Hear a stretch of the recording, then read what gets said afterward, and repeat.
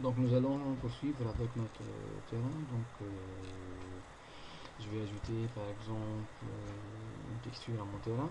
Donc pour cela c'est très simple. Je vais donc choisir donc la quatrième icône.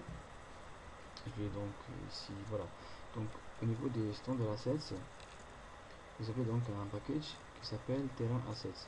Donc ici vous avez par exemple des différentes textures. Donc on peut choisir par exemple la texture de la île et l'appliquer à la totalité de mon terrain. Voilà, donc pour cela je vais donc sélectionner la quatrième icône, puis cliquer sur Edit Textures, Add Textures, et là donc je vais glisser, déposer la texture. Voilà, je vais appuyer ensuite sur Add, et voilà, du coup la texture elle est appliquée sur tout mon terrain. Bien, donc ça donc comme début, mais vous pouvez également ajouter une deuxième texture à texture. Par exemple, on peut choisir la Godot, Add. Donc, on peut donc sélectionner cette texture. Il faut que ce soit donc ici bleu. Et on peut donc utiliser cette texture pour donc peindre les codes de notre île. Voilà, donc par exemple, on peut faire ça. Donc, bien.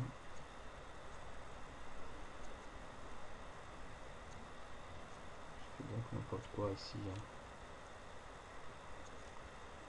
Voilà. Bien. On peut également donc utiliser les textures qui restent, par exemple Grass and Rock, Add, et donc la dernière, la texture, c'est texture Cliff. Voilà, on peut utiliser ces textures pour donc cette partie-là. Donc voilà, voilà. Même chose ici, donc voilà. Voilà.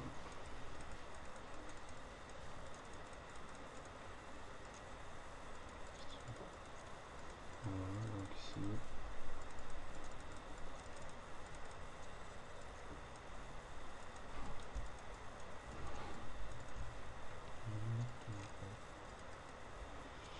Donc ici pour le volcan, j'utilise donc cette texture par exemple.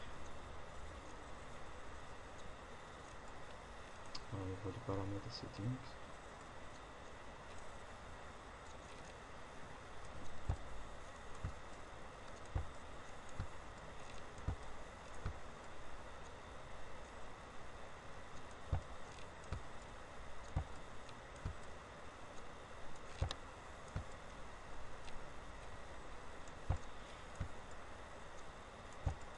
Et même chose donc depuis l'intérieur.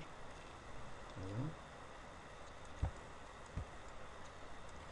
Donc j'utilise cette texture aussi.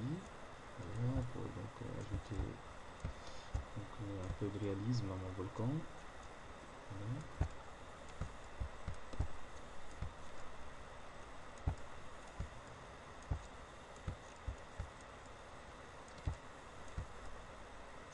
Bien. Voilà. Donc c'est déjà pas mal comme résultat. Voilà.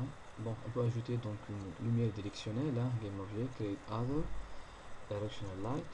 C'est en fait l'équivalent du soleil. Voilà, donc Directional Light pour donc agir sur la valeur de l'intensité. Voilà. Je peux faire une petite rotation par exemple. Voilà. Vous voyez, donc, je fais une rotation par rapport à l'axe des X plutôt. Ici donc une rotation par rapport à l'axe des X. Donc rotation par rapport à l'axe des Z. Et finalement, si j'appuie sur le cercle qui est en vert, je vais faire une rotation par rapport à l'axe des Y. Voilà. Bien. Donc on peut utiliser, donc on peut ajouter un autre terrain, donc une ou deux jours, le daylight simple auto. Voilà. Et on va faire donc un peu de scaling, voilà, pour donc augmenter les dimensions de la surface de l'eau. Voilà. Je vais donc déplacer cette surface un peu vers le bas. Voilà, déjà le résultat est pas mal. Voilà. Donc on peut ajouter également donc un skybox. Donc voilà, donc on vient de le charger nous, donc le package skyboxes. On a donc différents modèles. Voilà, donc ici les différentes textures qui constituent notre box. Voilà, donc en fait ce sont 6 textures: front, back, left, right, up, down.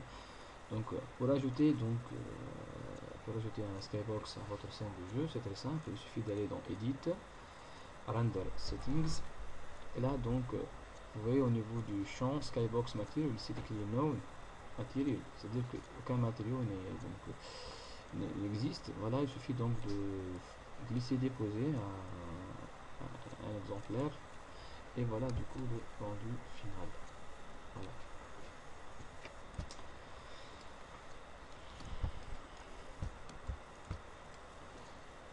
Donc maintenant je vais ajouter des palmiers à ma scène de jeu. Pour cela donc je vais revenir à mon terrain, sélectionner donc voilà, donc la cinquième icône ici, Place Tree. Donc au niveau du package terrain 7 qu'on vient de charger, on a déjà différents modèles. Bon, ici donc on a seulement un palmier, hein, le palme, voilà, donc qui est ici. Bon, donc je vais l'ajouter quand même, hein. Donc pour cela, je vais donc appuyer sur Edit Tree, Add Tree. Je vais donc glisser ce palmier ici. Donc voilà. Ici donc vous avez une option qui s'appelle Bend Factor. En fait c'est le coefficient donc qui va donc contrôler la réaction de votre palmier vis-à-vis du vent. Voilà, donc on pourra ajouter par exemple du vent à notre scène de jeu. Et là donc vous allez constater l'effet des palmiers donc en présence du vent. Donc si cette valeur 0, c'est-à-dire qu'aucun effet ne sera visible, si vous mettez ça par exemple à 0,3, vous allez constater quand même les mouvements donc de vos palmiers. Voilà, add. Voilà, donc ici nous avons notre palmier. Donc ici vous avez différents paramètres que vous pouvez donc configurer. Donc voilà. Donc je vais diminuer quand même la valeur de la densité. Je vais mettre ici voilà, une valeur de 34. Et voilà, je commence à ajouter les palmiers. Voilà. Vous voyez donc comment ce module donc terrain vous facilite la création de votre environnement de jeu. Voilà. Déjà pas mal. Voilà. Donc j'ai également d'autres modèles ici donc dans terrain 7. Voilà, différents types de palmiers. Donc je edit Add Tree. On va voir ensemble par exemple le Palm Group. Ça je ne connais pas. Voilà, add. Ah voilà, donc cette texture est sélectionnée. Voilà.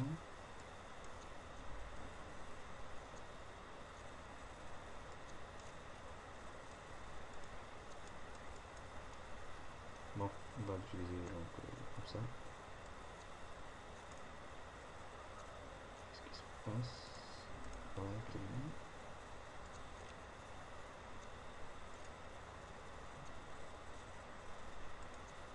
Add tree.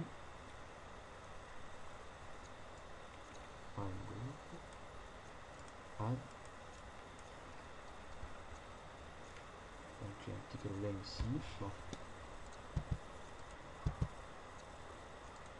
Edit remove.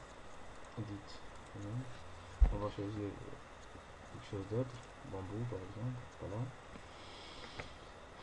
Donc terrain. Edit tree. Add tree. bambou. Je vais mettre un modèle de 5 ici, add, voilà.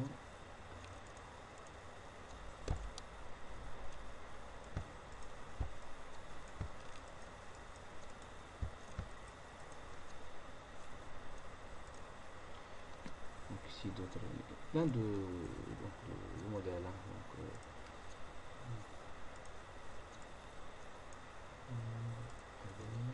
voilà, donc on va utiliser donc, ce dernier modèle, edit tree, add tree, add par exemple ici, oh, voilà. On va dans 04, add, voilà, et voilà, bien.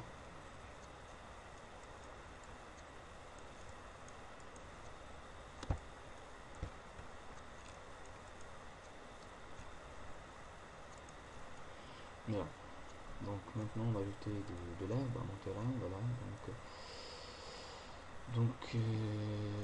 J'ai donc ici donc dans terrain grasse de modèle, voilà. Terrain, edit detail, add grass texture, et là donc j'utilise par exemple cette texture, add, voilà.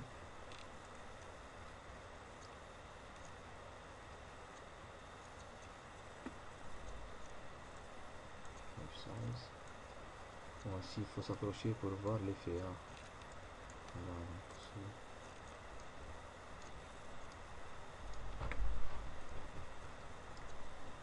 Voilà, vous voyez donc ici. C'est très bien. Voilà. Voilà, donc il ne faut pas leur dire donc votre terrain avec ces donc textures. Voilà. CTRL S pour sauvegarder mon travail. Donc maintenant je vais ajouter un personnage jouable à ma scène de jeu. Voilà, donc je vais donc choisir dans le Prepare Character Controllers le First Person Controller. Voilà. F. Voilà donc notre personnage jouable.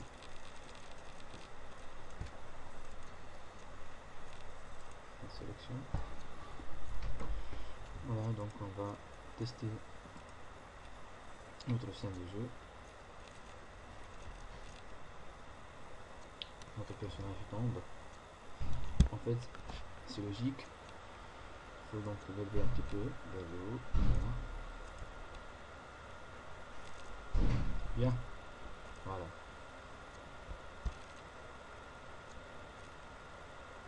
Donc le personnage il est donc prêt à l'utilisation. Vous voyez donc c'est très rapide et c'est très beau. Voilà. On va s'arrêter ici. Par la suite donc dans le prochain tuto je vais vous montrer donc comment ajouter du son à votre scène de jeu et comment importer aussi des modèles 3D sur l'extension .fpx.